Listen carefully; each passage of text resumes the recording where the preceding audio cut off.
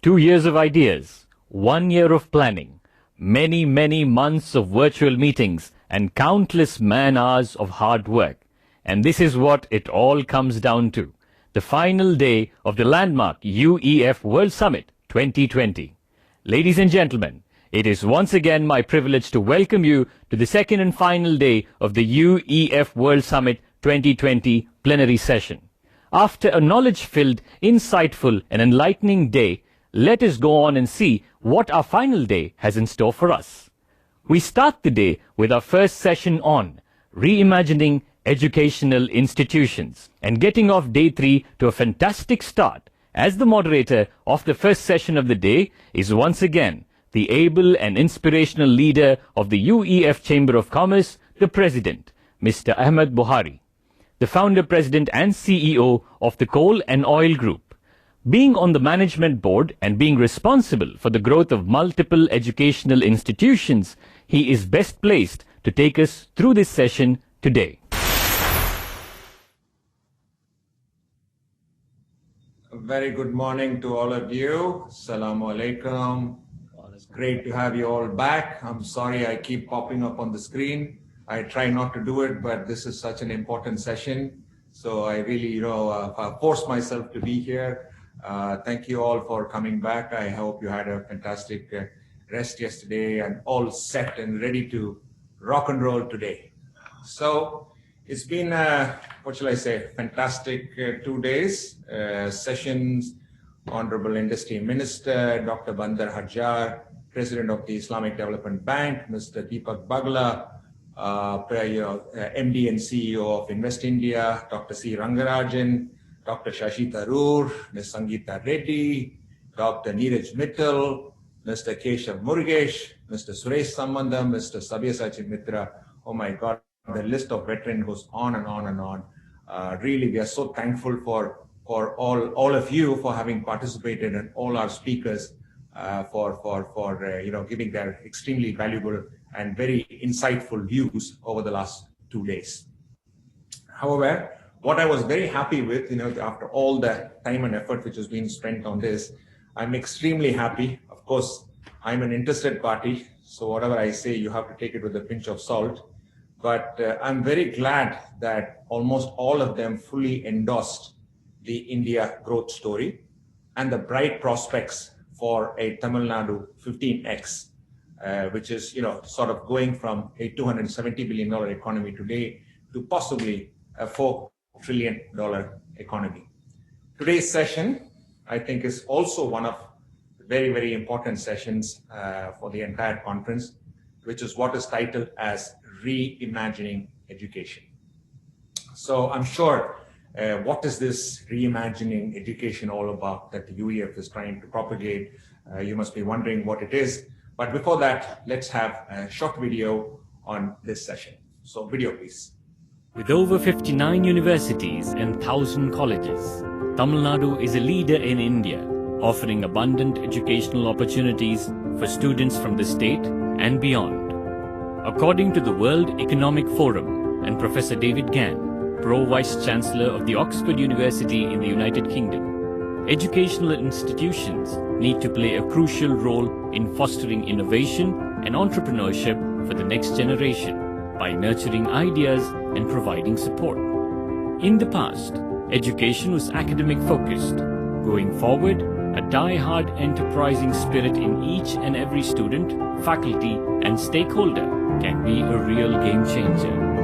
Recognizing this, the Ministry of Human Resource and Development, Government of India, has recently launched the National Innovation and Startup Policy to institutionalize this enterprising spirit and to actively encourage startups across educational institutions in India.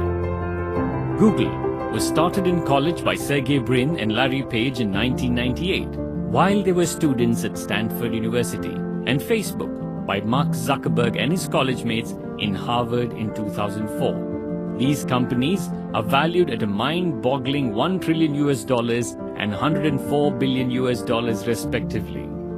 UEF aims to act as a facilitator for its 45 member institutions with about 130,000 students and 6,400 faculty to work with them to revolutionize the way we learn and lead, and perhaps spark the next Larry or Mark.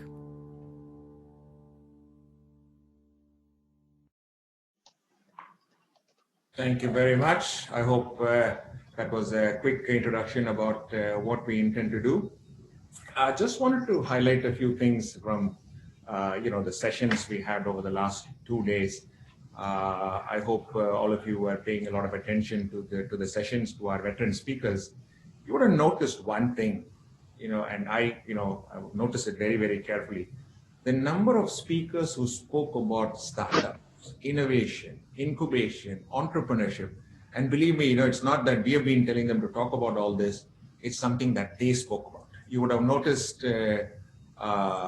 Neeraj Mittal talking about Startup India, the Prime Minister's top priority agenda. The number of times he has spoken about startups. Dr. Neeraj Mittal spoke about startups. Then we had Dr. Sangeeta Reddy. She again said startups, innovation, incubation, and whatnot. Then we had veterans like Professor Y.S. Rajan of the ISRO and Mr. Velchami Shankaralingam, who was the president of Zoom Engineering, and of course he mentioned about his origins in Virudhunagar. And to a question which was asked by Keshav Murugesh, who was the former chairman of NASSCOM, as to what needs to be done to sort of foster development across the state. And his mention was that it has to be micro ecosystems of institutions all over the state. And Professor Rajan also said the same thing. He said, if we have to do it, we cannot have it all in the major cities. It has to be all across the state. And each institution, and it need not be, with all due respect, I know we've got veteran IIT speakers here, but what he mentioned is, the smartest brains are not just in the IITs. I mean, they're all over the place. Some of them couldn't afford to be at the IIT and other places, but doesn't mean that they're not smart, right? I mean, we know all our Indian talent comes from all over the place. So this is the backdrop. So today's session is reimagining education, which I'm sure everybody is eager to hear what the views are. There are just so many changes which are taking place in today's educational world about reimagining. Online education, the Finland model of schooling, global education coalition by the United Nations. There's so many efforts which are going on, more so, propelled by COVID. So, and of course, there are so many ways of, sort of reimagining education, and UEF will not even remotely try to address all of those issues because there's just so many ways of doing it. So what we are trying to discuss today is just one of the many ways. There's so many ways of reimagining. So is there one way that we can reimagine? And to me, it is the question about how do we bring this spirit of enterprise? And, we always talk of entrepreneurs, as if entrepreneurs are the only way to create value, but it's a spirit of being enterprising. And anybody, anywhere can be. You can be a socially enterprising venture. It doesn't have to be necessarily business, and one can be enterprising wherever it is. So we talk of countries, right? For example, the United States is always spoken of as a very enterprising country. You talk of Israel, you talk of a very enterprising country. You talk of, a Gujarati businessman, we say, oh, they're very enterprising, right? What are we talking? So we're talking people who think, commercial, who are able to monetize. So the whole question is, how do we bring the spirit of enterprise into our education today? So what is happening today?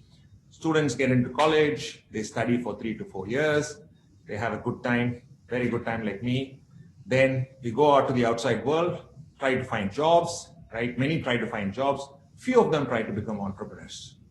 And all along, while we are in university, we are trying to train students to face the real world, the big bad world, So, you're getting ready for the real world, the real world is going to be like this, the real world is going to be like that. So we are in college 3 to 4 years, and we are prepared for 3 to 4 years about the real world. But the paradox is, after this 3 years of whatever time we've had, we don't have any idea about what the real world is.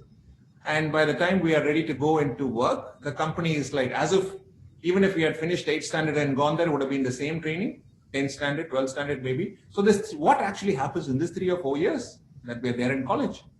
So this question about reimagining education, right? Is there a possibility that we can bring the real world into the campus? Now we are waiting for our students to leave the campus and then go to the real world. Why don't we bring the real world into the campus, right? Why not we bring it right inside the campus, right? So instead of our students having to face the real world after 3 or 4 years, why not they face it in the 3 to 4 years that they are with us in the campus? So quite simply put, if we are trying to teach students to make biryani, right? We are teaching, let's say the students, we want to teach them how to make biryani. So if we're teaching them how to make biryani, why don't we bring the kitchen to the campus? Make the students go buy the ingredients. Let them go buy the masala, let them buy the ingredients, let them put the vegetables, let them do whatever, make the biryani, serve it real time. Then you know what it is to buy the ingredients and what type of ingredients you have to buy and how should it taste, and is the customer going to pay 100 rupees a plate or 200 rupees a plate or 500 rupees a plate or whatever it is. So it's a question of bringing the real campus, the real world into the campus. There is sort of biryani restaurant into the campus and teach them how to make biryani. So just a little bit about what the UEF has in terms of education institutions. I'm very happy to tell you we have 45 education institutions which are directly, indirectly affiliated to the UEF, 137,000 students. This is mind-boggling data. I really must thank the UEF office, Mr. Peer, particularly, in that office has toiled a lot to bring this data. So 137,000 students, 6,400 faculty, 1,800 doctorates, right? So the question is, if you've got 45 institutions, and what happens if each of these institutions start 100 companies each? Can we now map with what the Prime Minister says, right? Startup India. So that means UEF would support 4,500 companies. Can we then bring this culture of entrepreneurship, enterprising, making biryani, so that the learning is, widespread, bring the entrepreneurs into the campus, make it very vibrant, so sort of interchange the companies and the teaching on a real-time basis, or sort of intermingle the teaching on a real-time basis. So this is what it's all about.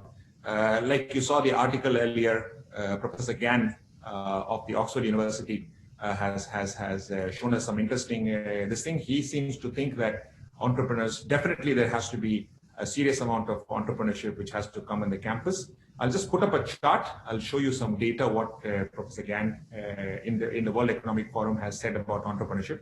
The chart, please.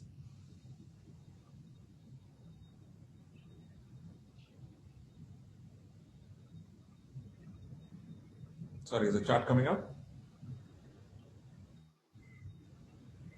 Anyway, while they're putting up the chart, I hope it's coming up now. In the article by Professor Gann, October 2020, $265 billion has been raised by institutions, education institutions. That is a top 10 in the world, which includes Stanford, I think it's Harvard, MIT, Illinois Institute and whatnot, so $265 billion. And I was like trying to figure out, what is it, the valuation or is it the capital? It's just the capital. You can imagine the valuation. It's probably double that, So that means,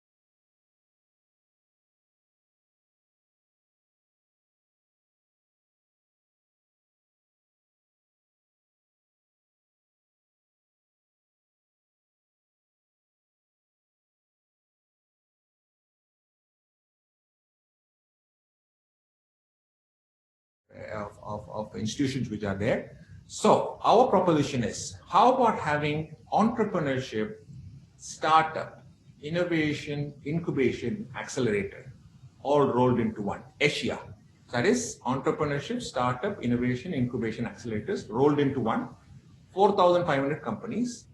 bring the real world into the campus, intermingle that with all the faculty, the schools, the business school, the law school, the engineering school, all put together, and then, try to make a proposition. So this is the backdrop. Sorry, I know I've taken a little longer than I intended to, but this is a very, very core session. So without much ado, so like I said, this is our formula for reimagining education. 4,500 companies, bring it into the campus. And if they provide 100 jobs per company, so 4,500 companies into 100 jobs gives us 450,000 new jobs. So this is what we are trying to figure out, for which we have an eminent panel of speakers today. First is Padma Bhushan, Mr. Musa Raza. Then we've got Mr. Ilyas Seth, we've got Dr. Rizvi, we have got Professor Krishnan Balasubramaniam, we have got Dr. Rajan Shrikant.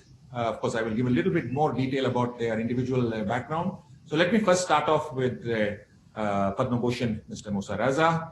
Mr. Raza needs absolutely no introduction. Storied IAS officer, served in numerous positions in the Government of India, including Secretary Steel, Principal Secretary Gujarat, Chief Secretary Jammu and Kashmir, Advisor to the Chief Minister of UP, Chairman National Textile Corporation, and the role goes on and on and on.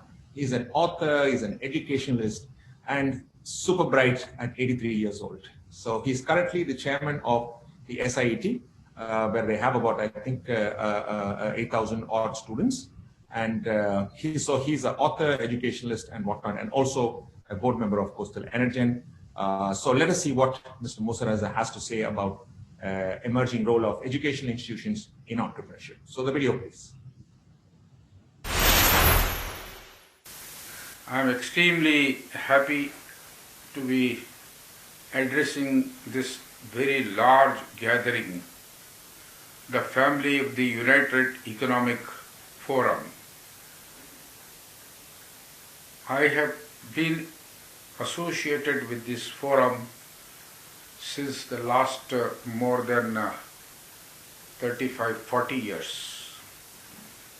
And I recall that the late Janab B.S. Abdur Rahman Sahab had come to Delhi and he had requested me to call the intelligentsia of Delhi. I had invited most of them and we held a very, very large meeting. Its founder, late Janab B.S. Abdur Rahman Sahab, was a very close personal friend of mine. He was a very wonderful man. A man not very highly educated. He didn't have any PhD degrees or he didn't have any graduate degrees and so on. Yet, he had that entrepreneurial spirit. And even at the old age, he continued to have fire in the belly. He continued to think of new ideas. He continued to think of establishing new institutes. Mr. Ahmad Bukhari, the progenitor and the successor of Janab B.S. Abdur Rahman, has initiated this UEF, and he has taken UEF from at a very low, dull level to a very high, active level. All kudos to him, all compliments to him for the initiative which he has taken. Now, he has asked me to speak on what we should do because his ambition is that through this current seminar or workshop, he wants to take the earning capacity of the 6,000 participants from 1 to 1.5x, that means an increase of 50% in the next, I don't remember how many years, in the next 5 years, I think. Now that is not too ambitious a project. It is quite a feasible project. But for that, we have to create an entrepreneurial spirit amongst our members through the educational field. How does one do it? I will tell you what is my idea. I think that if you want to do it, you have to create, as they say, catch them young. People who are at the school level today, catch them at that school level, and three things you have to put amongst them. One, you have to put a fire in their belly, which means they have to start believing that they are capable and that they are hungry and they want to reach high levels. Reaching a level of 1.5x by 2050, you have to have that fire in the belly. Without the fire in the belly, you will not be able to go anywhere in the world. The second thing you have to do is, you have to put wings on their shoulders so that they can fly. So, fire in the belly, wings on the shoulders, and finally, as our late former president, Mr. Abdul Kalam used to say, ignite their minds. Let their minds start becoming fiery, burning. Only then you will be able to create an atmosphere. How to do it? You cannot take all the 50 schools or 60 schools in your purview. You have 50 educational institutions even in Tamil Nadu, cannot all be ignited, cannot all be fired in their bellies, cannot all grow wings on their shoulders. I suggest that UEF should hold an examination. We already have exams like MEET and NEET and so on.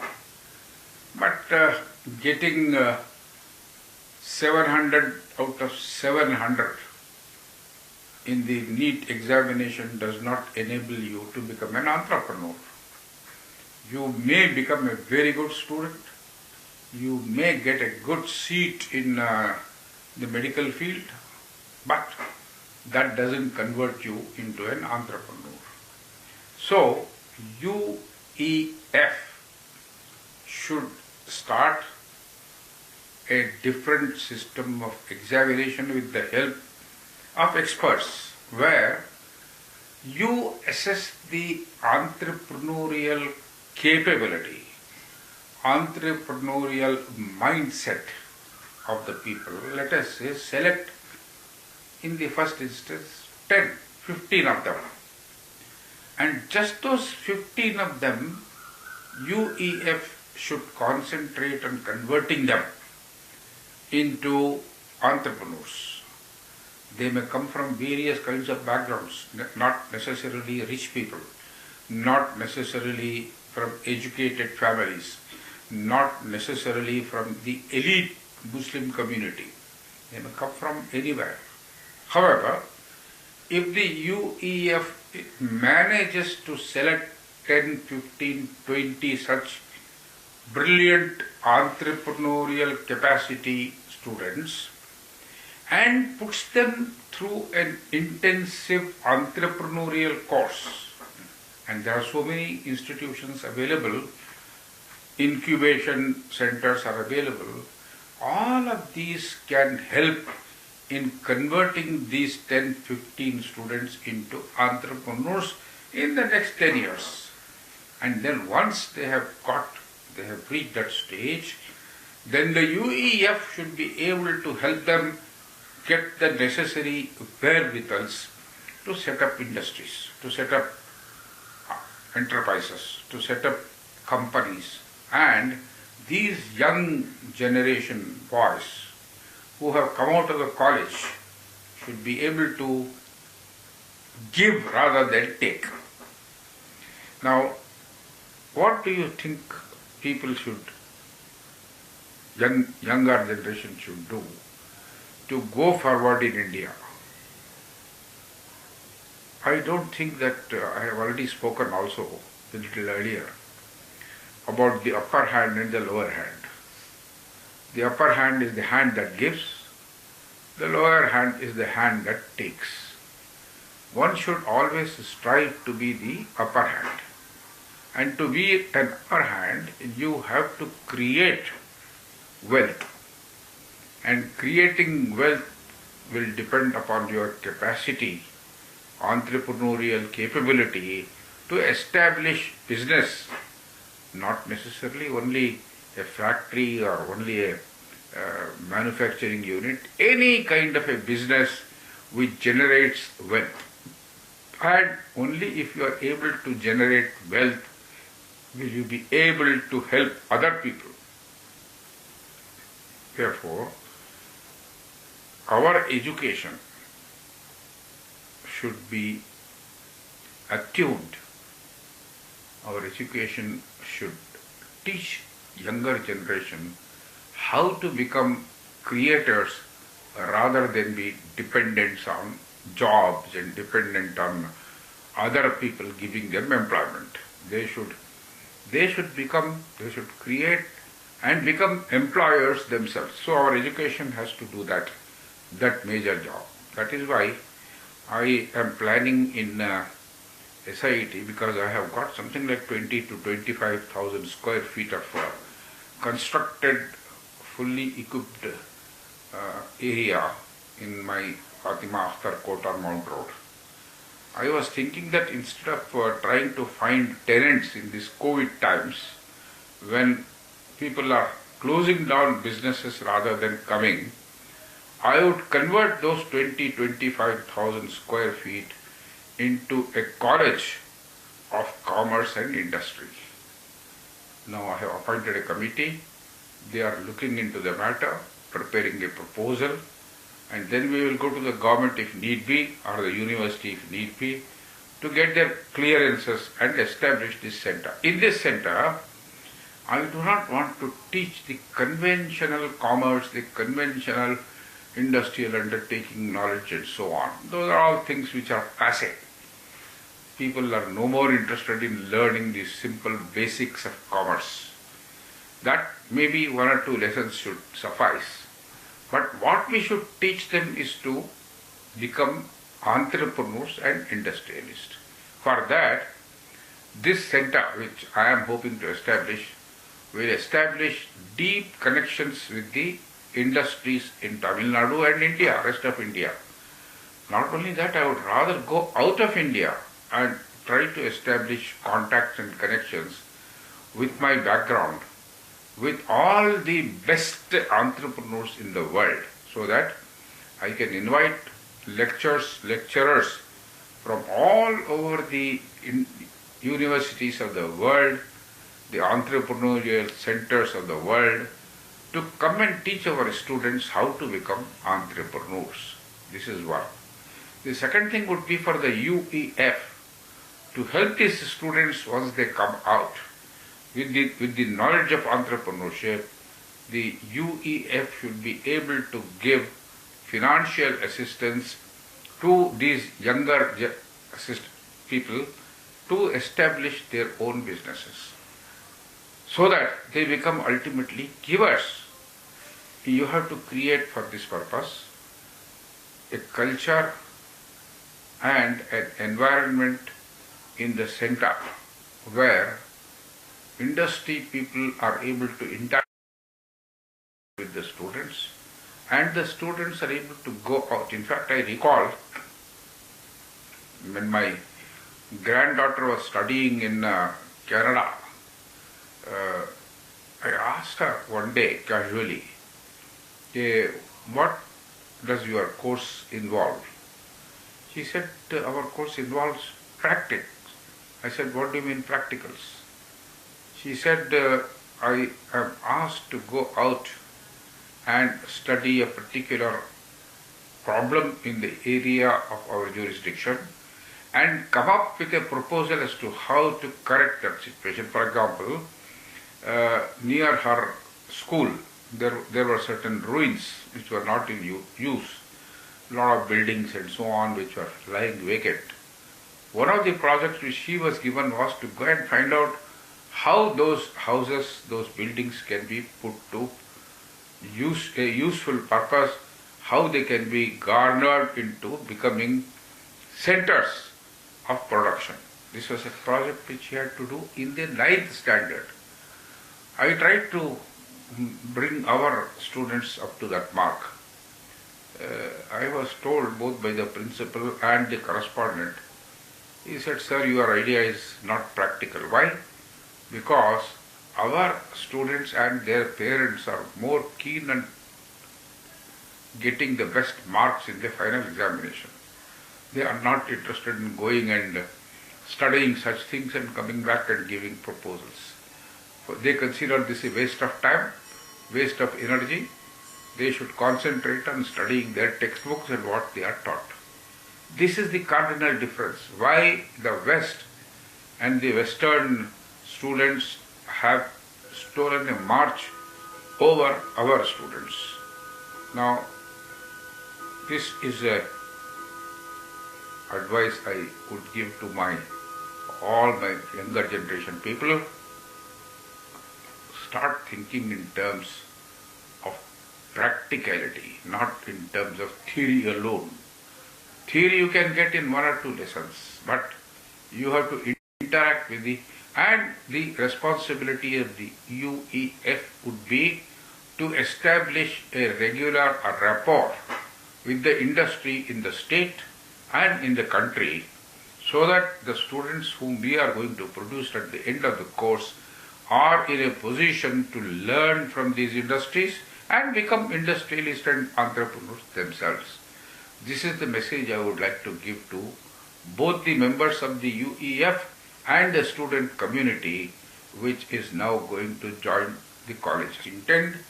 I personally believe that the UEF's ambition of 1.5x by 2050 can easily be achieved if we manage to create every year 15, 20 entrepreneurs, brilliant entrepreneurs, and help them to become givers of salary, not takers of salary.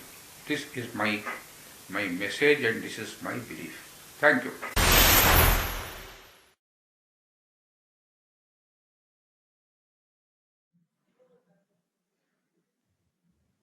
Thank you very much, Mosaraza Sahab. I mean, I have known Mr. Mosaraza for so many years, and he's always so full of wisdom and so many ideas and so many new thought process, and very refreshing to find out. Of course, he being in the government, the entrepreneurship center has to be called as a commerce and industry department, but nevertheless, you are 24,000 square feet, and as you all know, SIT is an all women's college. And if we can foster entrepreneurship in SIT over 24,000 square feet, it will be remarkable. And UEF and our friends and associates will be more than happy to work along with SIT for this purpose.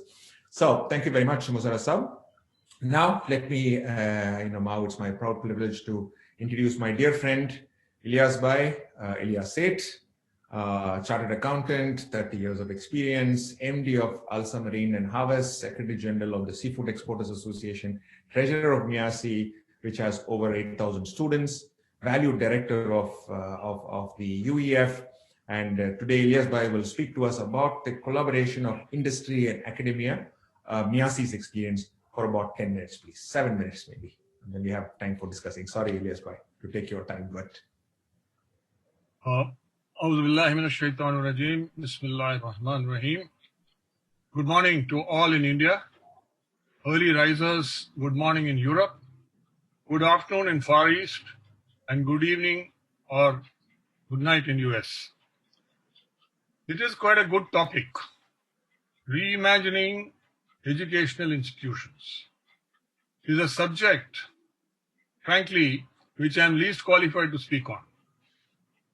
I am a chartered accountant and have been involved with the fisheries sector for nearly 4 decades. But yes, I am the treasurer of Muslim Educational Association of South India, running the new college in Chennai with 6,000 students, an architecture institute with the premier institute of its kind in Tamil Nadu and among the top 3 in India. We also run a B school. We run an IT institute, an institute of education, and also a school, totaling to almost 9,000 students. I am not a teacher, but I'm trying to get to grips on organizing the running of these institutions. I will talk about what little I know of education. Just from my own experience, in school days, carry a big bag of books, pack some lunch, make a lot of pencil and later pen-written notes, play after class till you are dead tired, come home, sit for tuition, mug up, they used to call that those days. Study hard just before the quarterly, half-yearly and final exams, get a pat on the back and some present for good marks, and move on to the next class. College, almost same, with a little bit of fun and play. Run the last mile before the exams, get good marks, and move on to postgraduate and so on. Then do a professional course, get a good job, and start the race of life. School and college, blackboards, textbooks, notes, early morning study, get examination tips, and run to the university or college to see the published results.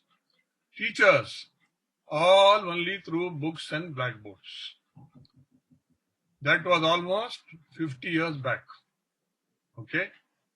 Then my daughter, 20 years back, she also studied in Ahmed's Crescent Engineering. So to her experience, a little bit of machine or computer learning, lesser books, more interaction, and moving towards fast tracking. She joined the Texas University, did her MS in MIS and all that, and she's still in US. Today, blackboard is converted to whiteboard. Classroom has changed to a laptop, Android or Apple. Chalk has changed to tablet. Reading of books changed to browsing. Note writing has changed to cloud storage. Multiplication and math has changed to cloud computing. Mugging, again I repeat, mugging has changed to artificial intelligence. And so on, without any room for imagination, imagination can be infinite. Okay? Now all the teachers have to understand these points. I'm sure many of them would understand, having switched over to online teaching and all that.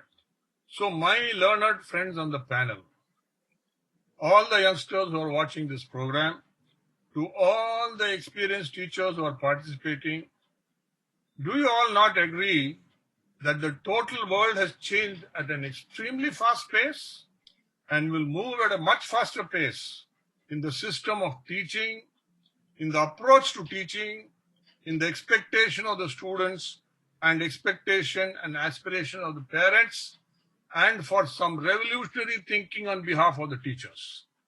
This is very important, I think, in the future. I would say that it is not COVID. COVID has only quickened the pace and brought forward the future. Online teaching is a necessity, and this is only a start. There is far much more, and this will be at a frenetic pace. Believe me. So what should we foresee every other day? My personal take on this is all the schools, colleges should keep pace with the developments every day. And only this will enable the students not only to get knowledge, but also to be in the enterprise and livelihood mode right from college. What does this mean? What does this mean? The system in colleges has to undergo a sea change.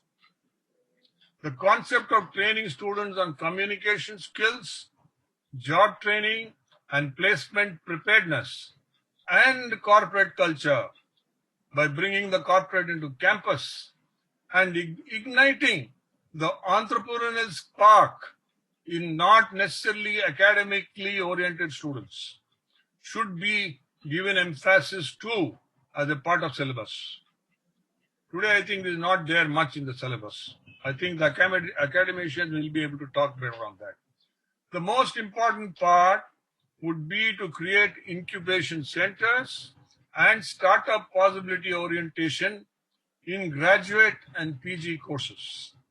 Probably, in due course, the period of graduation may get reduced due to the fast pace of online teaching. Already Google and other companies are talking about having the graduate courses reduced to 6 months and 1 year. It's most likely going to happen. And educational institutions have to closely interact on their experiences with one another, not as competitors, but as bulwarks of growth, of change, of fast-paced enterprise. Like the famous universities of the world, like Oxford, Cambridge, Harvard, Princeton, Stanford, and so on, who have generated values of billions of dollars through such efforts. Now, friends, in the holy book of Quran, when it was sent to Prophet Muhammad by Allah, the first word of Quran was Iqra. Iqra means read. Read means gaining knowledge. Friends, we all have heard of the concept of knowledge is power. But now, the concept is and should be that educational institutions are powerhouses of knowledge, which can change the entire course of the future of the country and the world.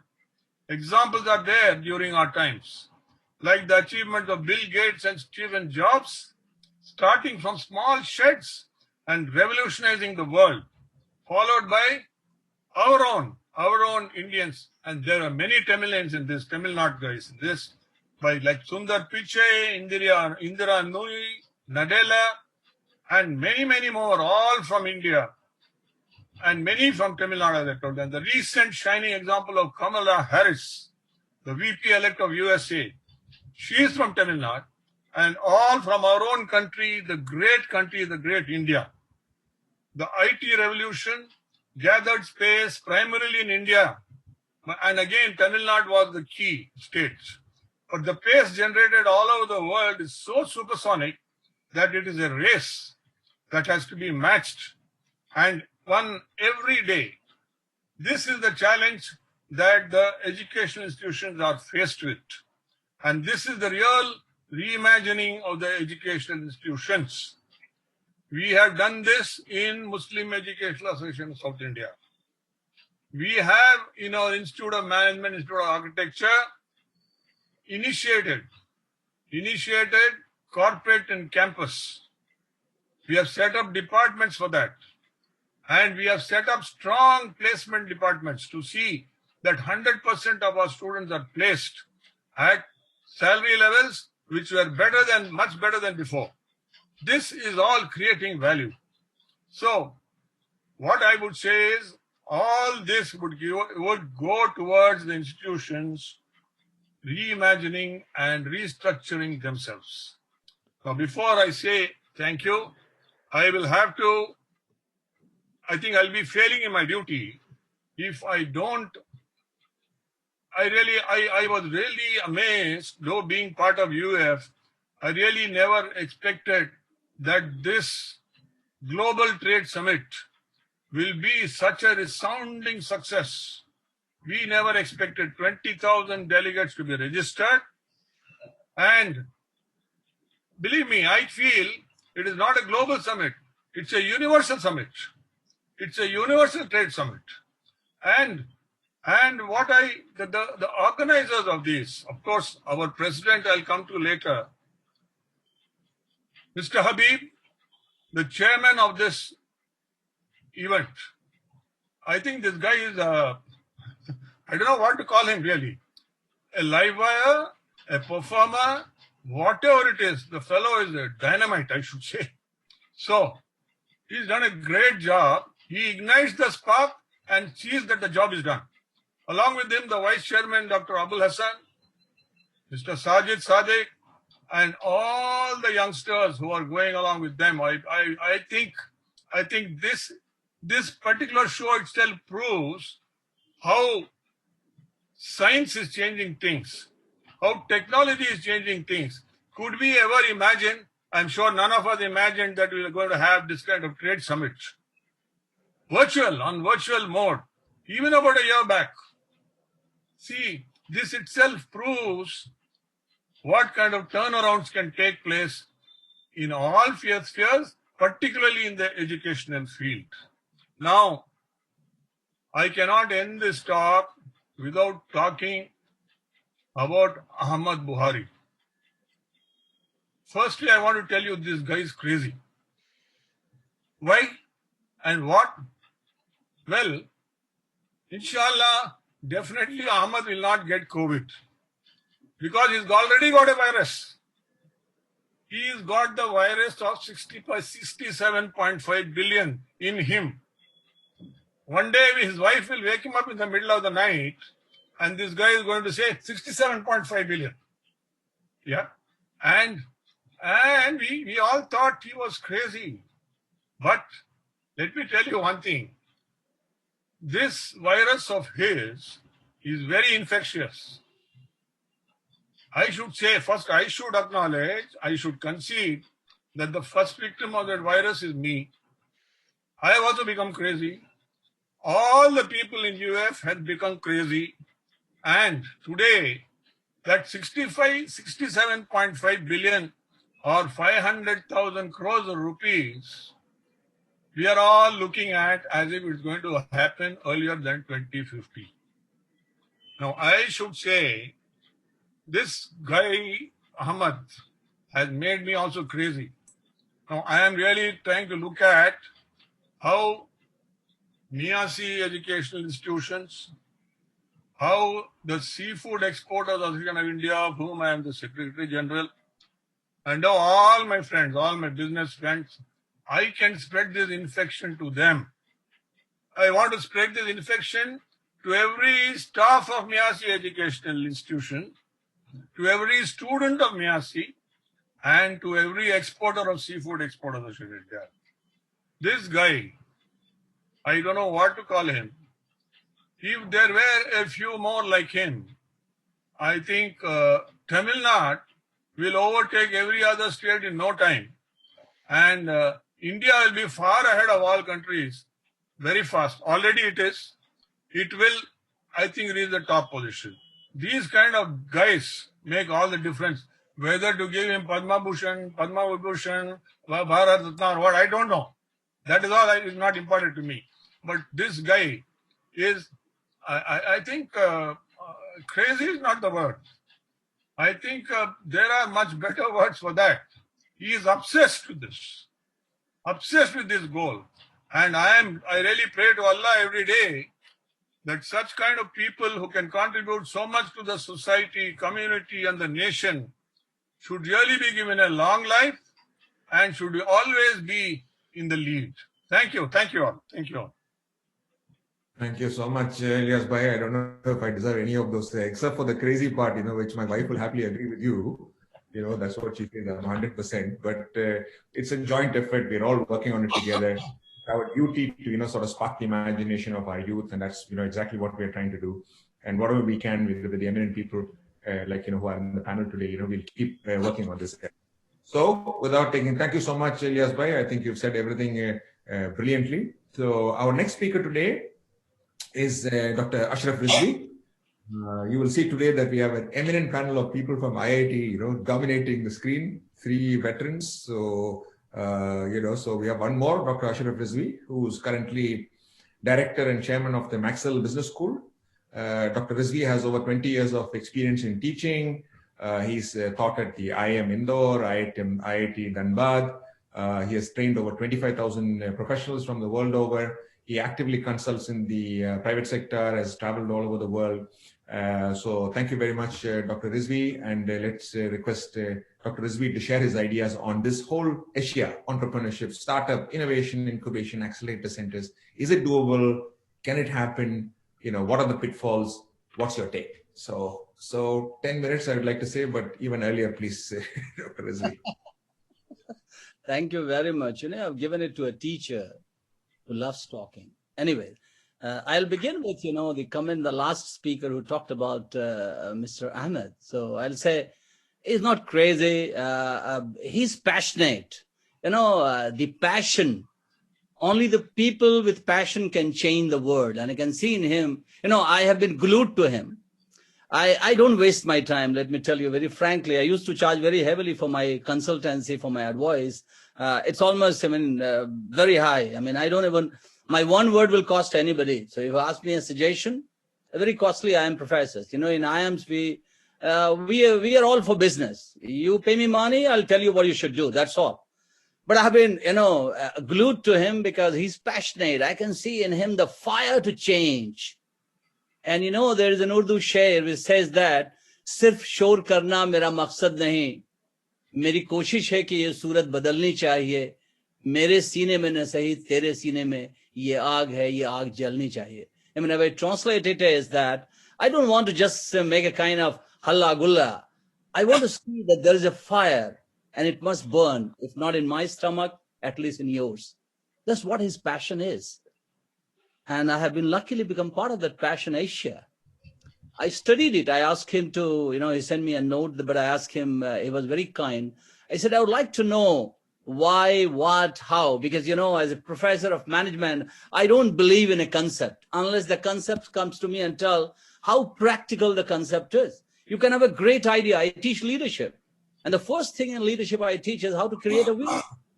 But, no vision can become a reality. There are a large number of people. Let's say, how many entrepreneurs are there in the world? 582 million. Look at their visions. How many of them have been able to create or have been able to achieve their vision? Now, out of these 582 million, 0.7 million are there in America, in US. So when I asked him, can you please tell me why this? Because this is the first question, and he gave me an excellent answer. I also asked, what is this? He also asked, how? These three were very important to me. And believe me, when he sent me the entire why, what, and how, I was not only convinced, I was bought. Why I say I was bought means I'm ready to do anything, free. I'm not going to charge even one penny from Mr. Ahmed, and he can take my time as much as he wants. I've moved across in the world. I've been in, when I was in Harvard Business School, being an alumnus there, what I found there, in Harvard, we don't teach concepts. Luckily, my professor who taught me is now the dean, Shrikant Datar. He wrote a book, Rethinking MBA. And when I had a discussion with Datar, he said, Dr. Rizvi, the teaching in the whole world, it is skewed. Which is what Mr. Ahmed told. When you talk of reimagining education or educational institution, you are actually telling that there is the need of a change. And I am with him, need of a big change. He gave a very profound statement. There are many professions where why don't you take them to the industry? Why don't you bring the industry to them, to their doors, while you are teaching them? And when I was discussing with Datar, and he has given an idea, his why, I will explain out with Datar's concept of how education needs to be really reimagined. So I'm going to show you, a little bit. I don't love showing slide. I love talking freely, but then still I will because it's important.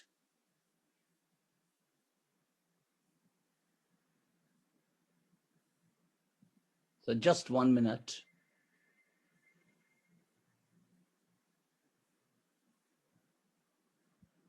Just 1 minute. Give me a minute, in fact. Yeah. So, can you see the slide now? Can you see this?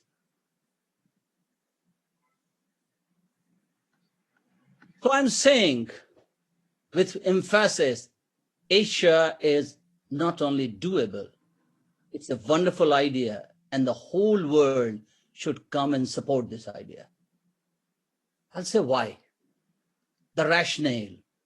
Look at it, there's a savior competition. I mean, as one of the speakers was saying, education, is going to be completely turned on. It's going to be very different now. In the digital world, education is not going to be what it was. It's going to change. And in this one, entrepreneurship has shown to create a phenomenal value. And you heard Mr. Ahmed, he doesn't say that entrepreneurs are businessmen. No. I was always an entrepreneur. I joined IIT. I was an entrepreneur. I became a member of the board of IIT, and I tell you how many things I initiated there. And I did. I was very enterprising.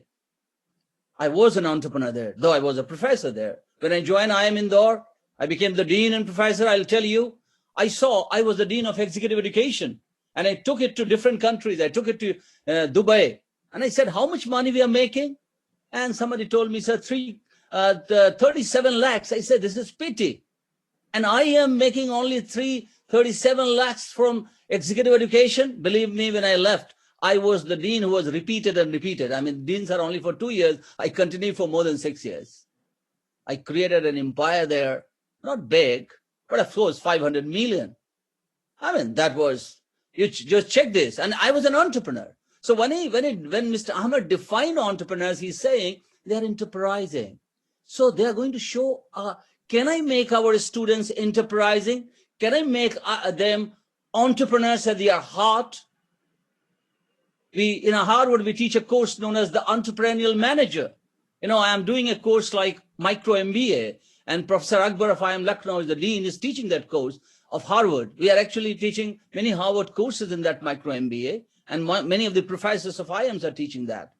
And you will laugh to see the course fee. It is 6 months, and the course fee is $200, and free for those who can't pay. Now, what he was talking of, an entrepreneurial student. So what I'm saying, reimagining education is a great idea.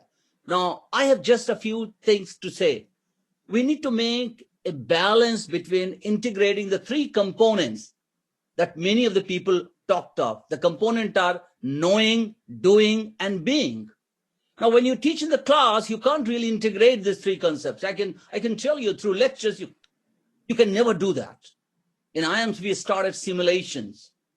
But in fact, Mr. Ahmed's Asia is talking not of simulation, but bringing reality in the classroom by actually, first part is knowing.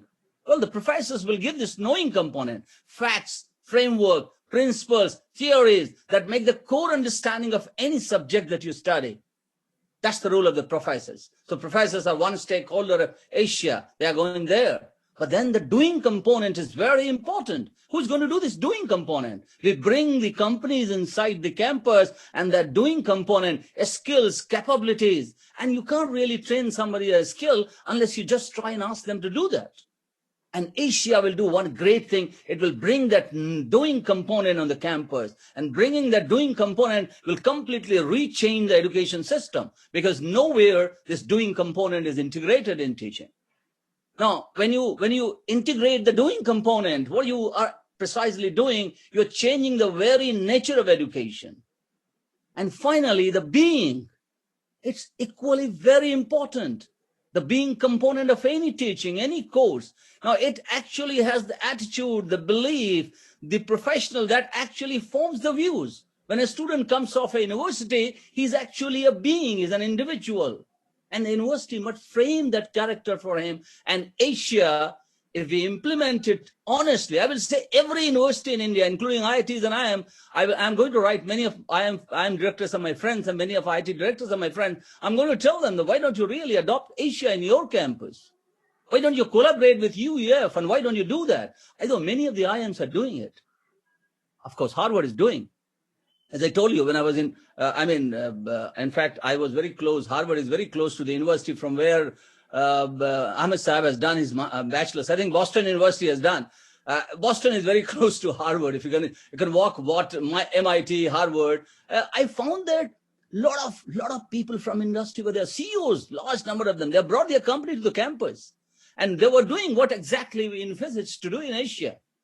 companies to the campus, and they are not only giving jobs. They say the day you join a particular course, you are already started doing the job. You're integrating that. So the being component was, when I went to, Harvard's campus in Shanghai, China, they are doing a great thing. Look at the Shanghai campus of Harvard. All the important business entrepreneurs of China, they're taking advantage of that.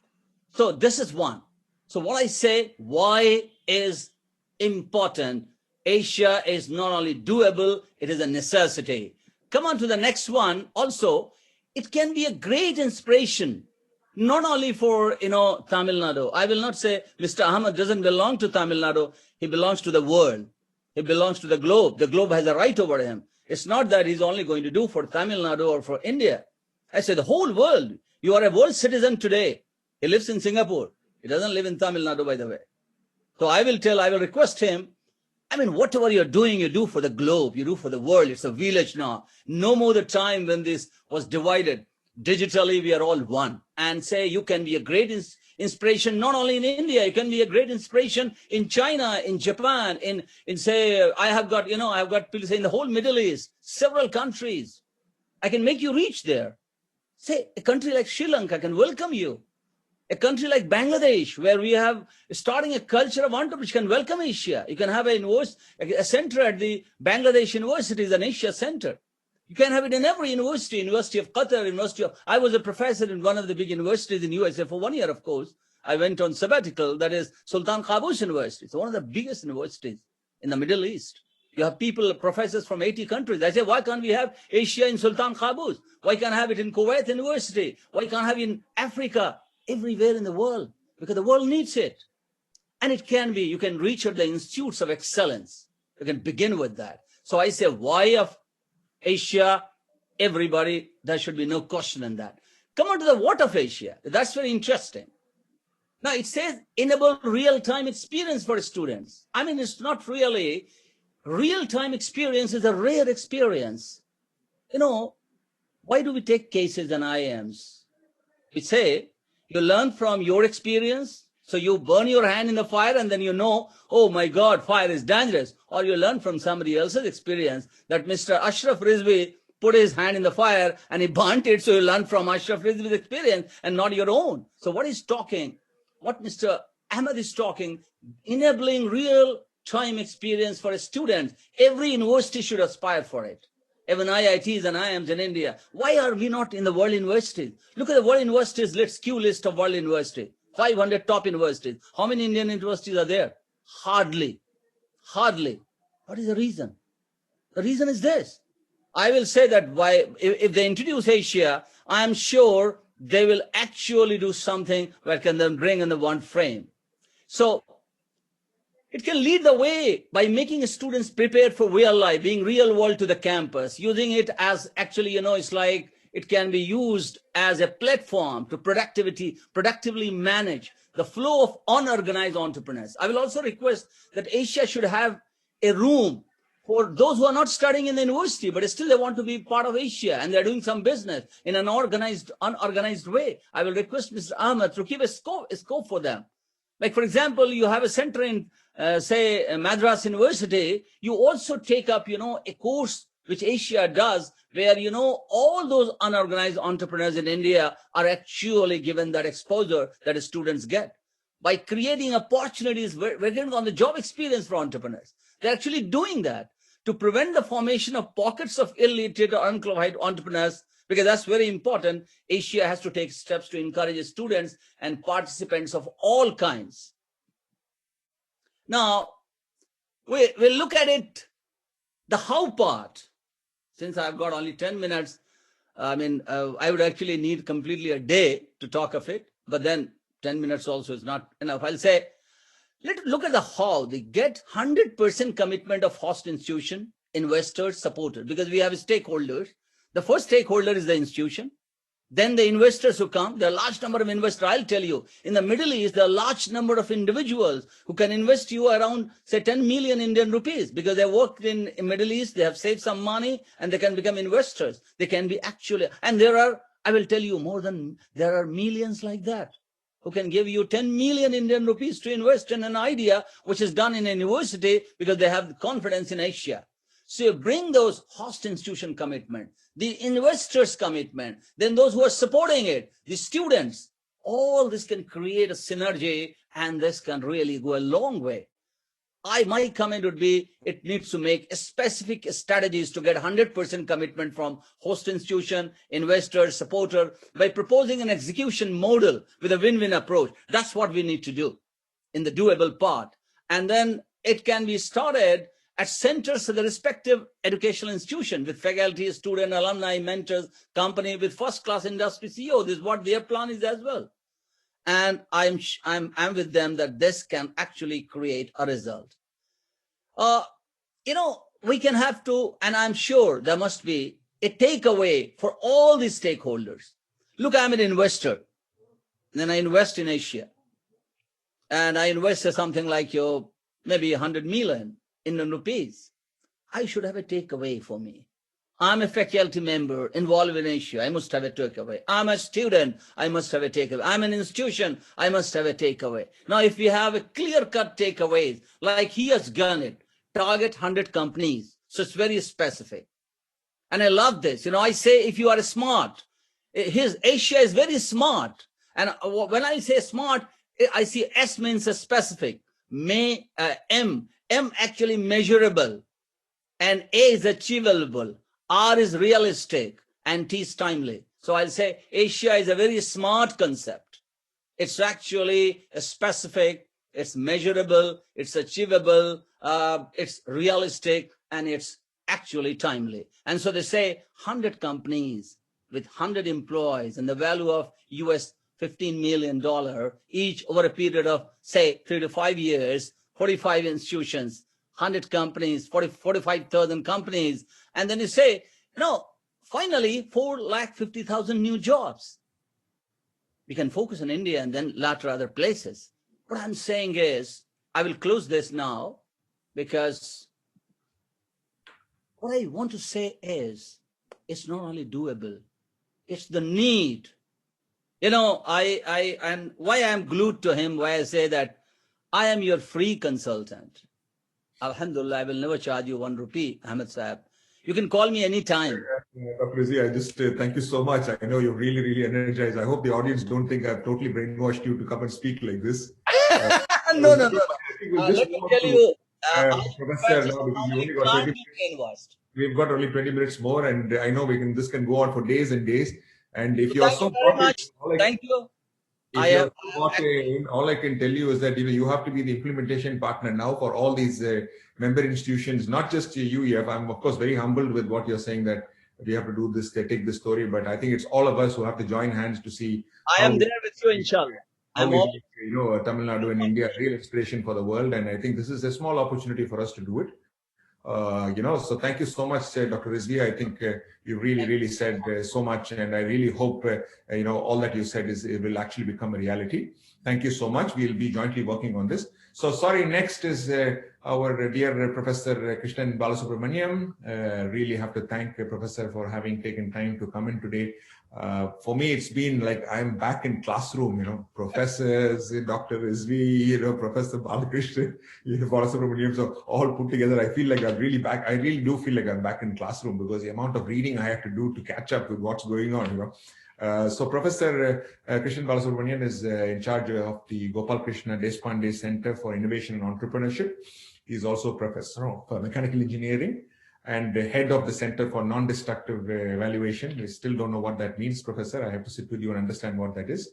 Studied initially at the REC Trichy, did a degree in Drexel University, also an MS and a PhD, and has been consulting for various companies, Corning, Caterpillar, BHEL, DRDO, and of course, he's got a Tuticorin Connect, which I was very happy to find out as well. So over now to Professor Balasubramaniam to speak on the experience of the world-renowned IIT Innovation Center. Over to you, Professor.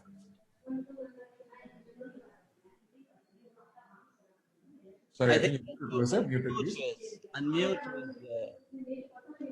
Yeah, thank you, Ahmad, and for introduction, as well as thank you to UEF and yourself for giving me this pleasure and honor of being part of this wonderful panel. And I must say I'm overwhelmed by the not only the quality but the significance of every individual participant here, and I mean it's unbelievable. So first of all, good luck to UF. I think your ambition is unbelievable. I think you have a great opportunity here to make a transformational change, and certainly, it's something that I believe that India and particularly the state of Tamil Nadu would benefit immensely. So I'm going to just use my slides as a background. I know that time is limited, so I will move on a little quicker. But I want to also, I am not somebody who's going to be giving advices. I don't think I'm big enough to do that. What I'm going to do is try to share some of our journey from where we were to where we have become. And hopefully that would actually help you in the process. And so basically following on this particular little quote here that, we believe at IIT Madras that we are going somewhere.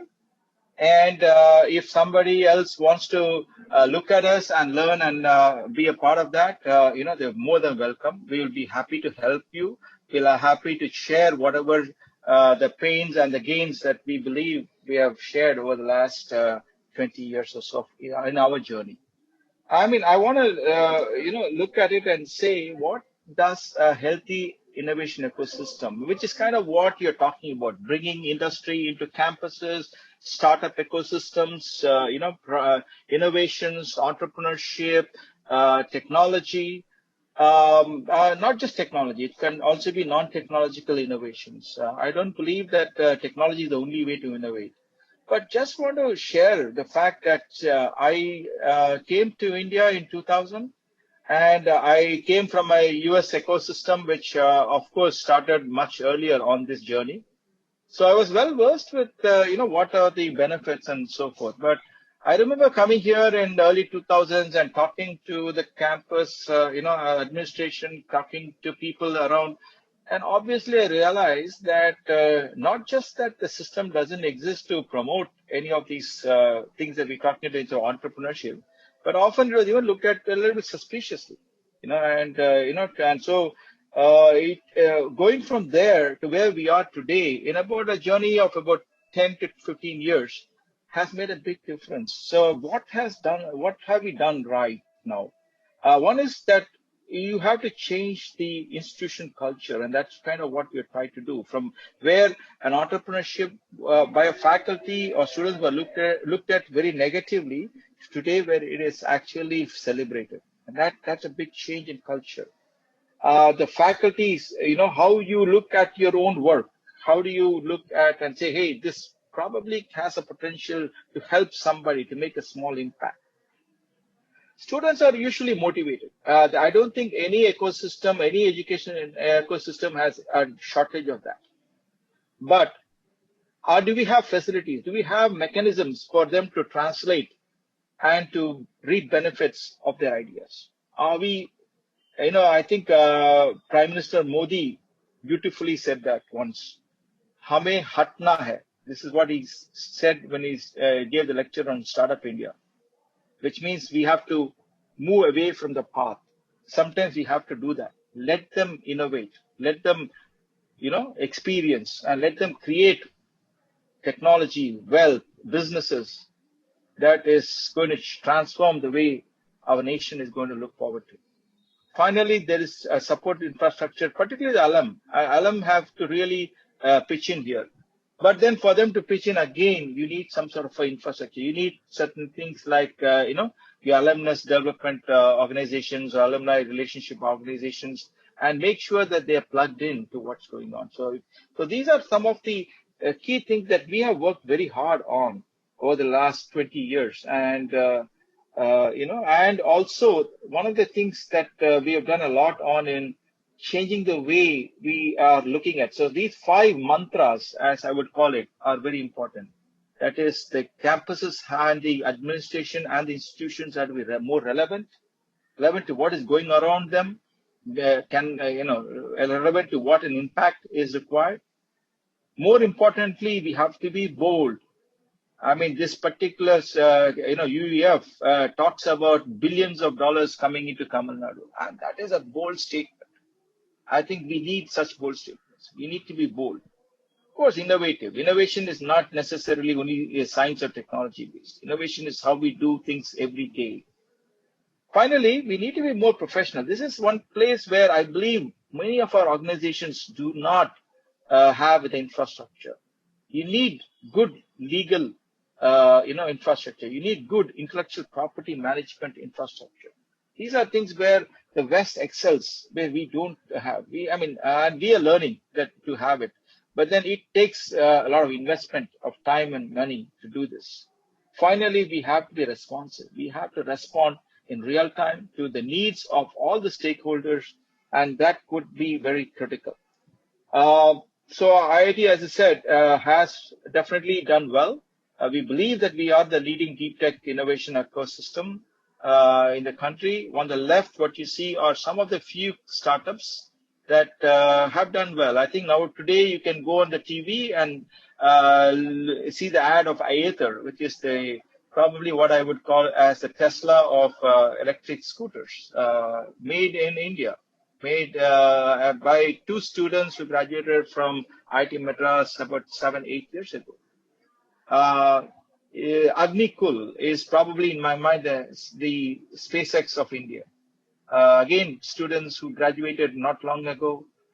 Big dreams, hame hatna hai. That is the basic thing. We have to get out of the way. Let them go to space. In order to do that, it is not one step. I mean, it's not like somebody says, "Okay, let me build a building, and people will come." It's not like that. You have to really work at it. You need to create infrastructure. You need to create many pieces of the puzzle, and when they all fit in, things start to work. For instance, right from ideation, you need things inside campus. Things like we have something called the Center for Innovation and Nirman. These things are just like Tinker Labs, where students actually, students hate to go to class. I have tough time getting them into class. I have to take attendance and all kinds of things. But then you go to the Center for Innovation. It doesn't matter whether it's morning, evening, and night, 2 o'clock in the morning. You don't have even a standing room there. That is why, we are able to get kids who actually can make things happen. But that alone is not enough. You've got to look at and see how we can translate that. So you need some pre-incubation and innovation centers. I'll talk about GDC in a second.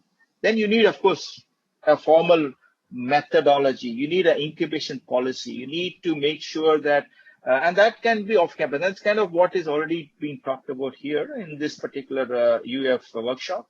And you need many pieces of the same puzzles. You need specialized incubation cells. You also need a generic incubation cell. This has to be a live wire. I welcome anybody to come visit us, and we'll definitely love to share what has transformed itself in the last maybe 8 to 10 years. Finally, once your things happening, they need support. Still you're talking incubate. So you're still a child, a baby. And that's kind of where we are in this incubate zone. How do they become men? How do they become women? How do they become grown up? That will need a lot more infrastructure beyond where alumnus are going to play a big role. Shrikant following me is a big part of what we do here today. Now, one of the things that is least understood is the transformation from ideation to our lab to market. And that's where we have an organization which I head called GDC, which looks at identifying ideas and how to kind of facilitate. We don't do it, we facilitate and try to take it to the next level. And, so that is something that I believe is something which could probably be copied or, adopted by different organizations. Finally, the outcomes. 200 plus startups. I just want to show the slide on the right-hand bottom. The total money that went into this was 25 crore rupees. Today, and this, mind you, it's about almost getting to be a year-old data. Today, we're looking at something close to, you're looking at about, 300 crore investments, no, sorry, 1,600 crore investments, valuation exceeding 6,600 crore rupees. That's coming close to $1 billion. In fact, I think these numbers are far more conservative than what really is. And most importantly, about 4,000 jobs, hundreds of patents. All this from a very small investment made by the government of India. So we are actually an example that we are very happy to share our experiences with. And finally, you need a home for all this, and that is our IIT Madras Research Park. And a lovely statement and a quote by one of our ex-director, Professor Anand, and he said, "This is a place we bring unlike minds together." I think every campus needs one. I think the UF forum is actually absolutely on the right track. Bringing this is important. Bringing this is invaluable. And I believe that the change is on. And I'm sure there's a bright future for all of us. And Ahmad and Buhari and his team absolutely are on the right track. Thank you so much. Thank you so much, Professor. I didn't know you had to say so much, so many wonderful things, I thought we had discussed a lot, but just figuring out it was only the tip of the iceberg that you shared, and it's really wonderful. And I think our member institutions are very fortunate that IIT Research Park is right in Chennai, Madras, and they don't have to go. I mean, we don't have to go to Lucknow or Dhanbad, with all due respect to Dr. Rizvi. It's right next door, right? And so thank you so much, Professor. I'm sure this is not going to be the last interaction we're having. We really need a lot of support and to take this forward. And last but not least, somebody who said he will not come and speak, but will be only in the panel. Yes. Mr. Srikanth, Rajan Srikanth is we're very fortunate. We have every day I'm finding out more about Dr. Srikanth.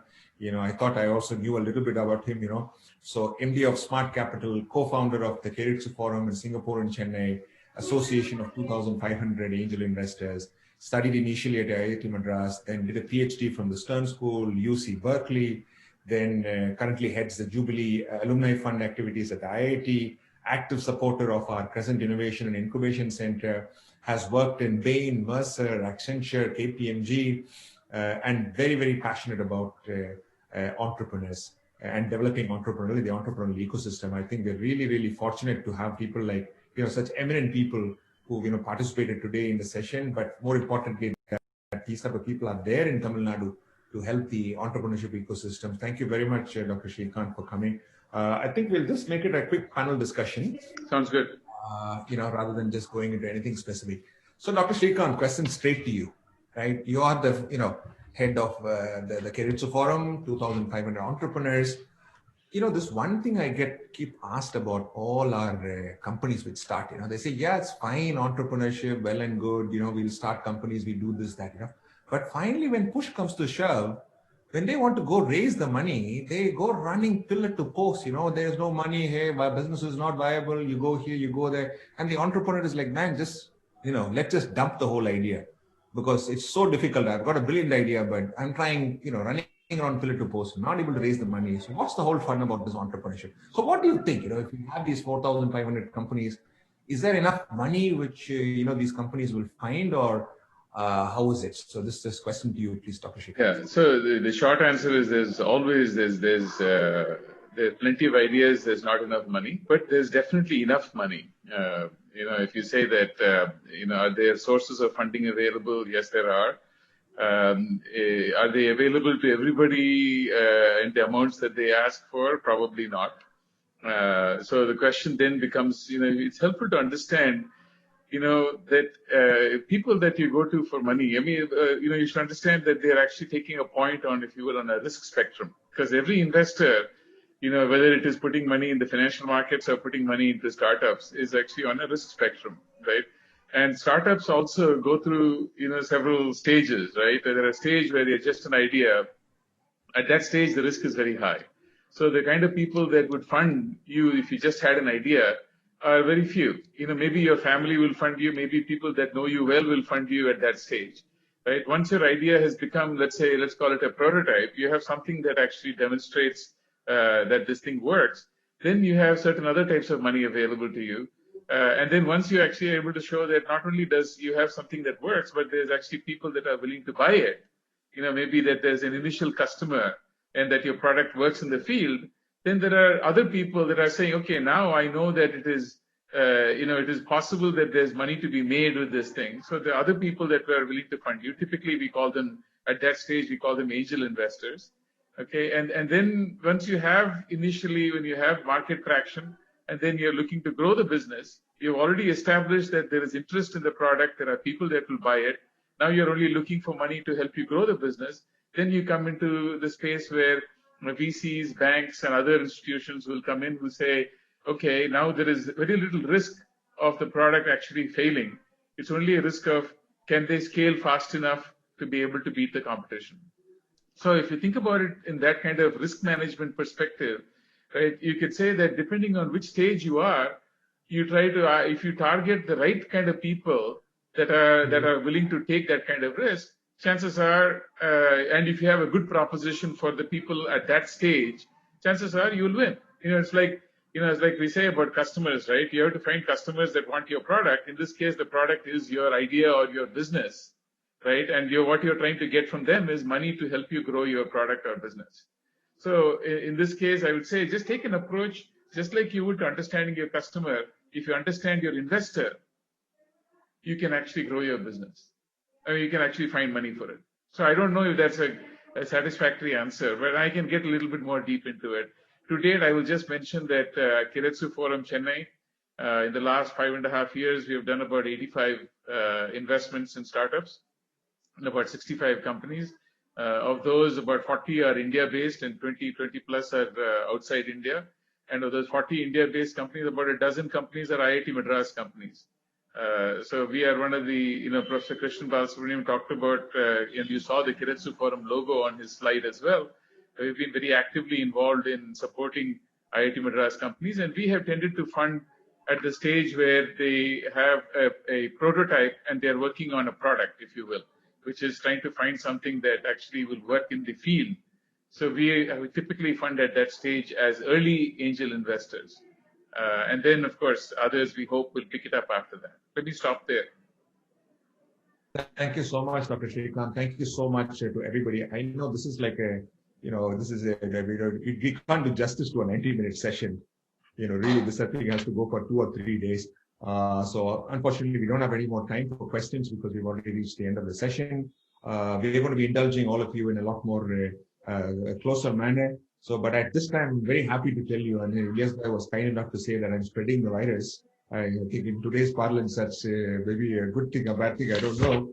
But I'm very happy to tell you that somehow we've convinced 7 of our education institutions to sign MOUs with the UEF, NIASI being one of them.